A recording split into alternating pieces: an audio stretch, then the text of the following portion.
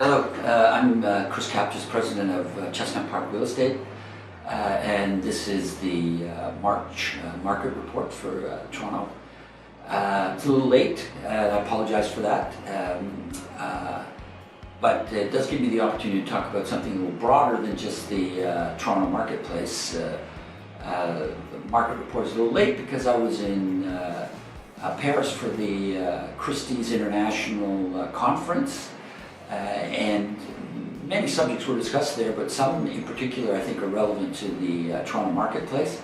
And I'll get to that in a moment, but specifically I would like to mention that the March market, and probably most of you are aware of this now, is actually quite strong in Toronto, and particularly in the 416 area of Toronto. Numbers were very strong in terms of the number of sales, almost consistent with the number of sales for last year.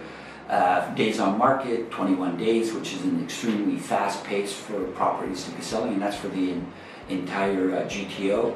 And the average sale price came in at $788,000 for the GTA, and higher than that in the 416 area. So prices are holding very strongly, clearly not what they were in April 2017 when they had gone completely out of control. That was kind of like a real estate mania, not much different from the tulip mania that we experienced in Holland a few centuries ago. But having said that, the market very, very strong, and I foresee that it will be even stronger in April. And we have some early data that indicates that that is in fact the case, but we'll have to wait until we do the April report for a full analysis at that time. But one of the things I wanted to bring to your attention was some information that relates to kind of the global economic environment in which we find ourselves in.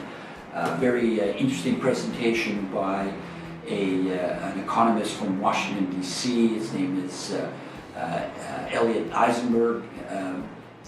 Not only was his presentation insightful, but also quite humorous and entertaining, I might add. But what flows from his presentation are some of the following global facts, which I think are important ultimately to our local market. First of all, he foresees that we're at the end of our kind of economic cycle. We're now kind of reaching a bit of a global slowdown, and that's been accelerated to some extent by the kind of futile trade talks so far between China and the United States. They may be getting closer, but they haven't achieved any ultimate success in that regard. And so as a result of that, we're seeing some kind of a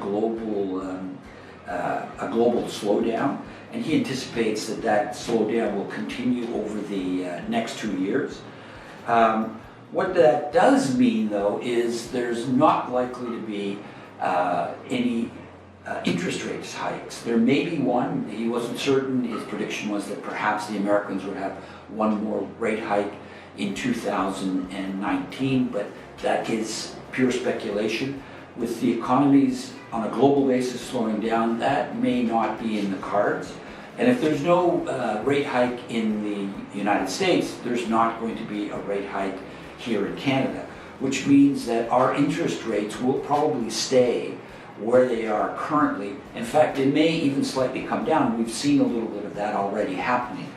With that in mind, going forward, we can anticipate that the economy will be slower, but rates, which have been the prominent driver of our marketplace in Toronto, probably for 10 years, will be at levels that will enable people, notwithstanding these very, very high average sale prices, to still be able to buy properties.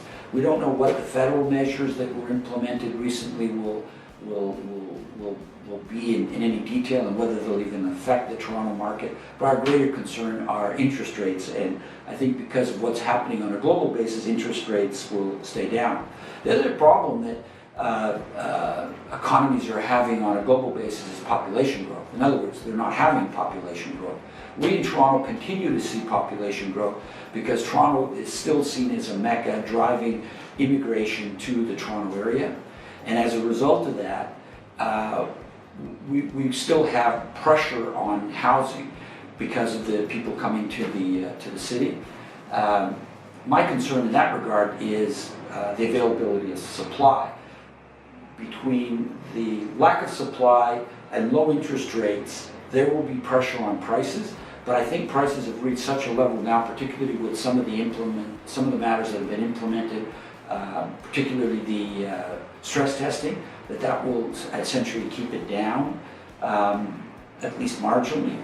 But I do think the market, with all of these factors that are in play, is very strong, and I'm sure when I do the April report, I will be reporting an extremely strong April for the Toronto and the Greater Toronto Area marketplace. Thank you.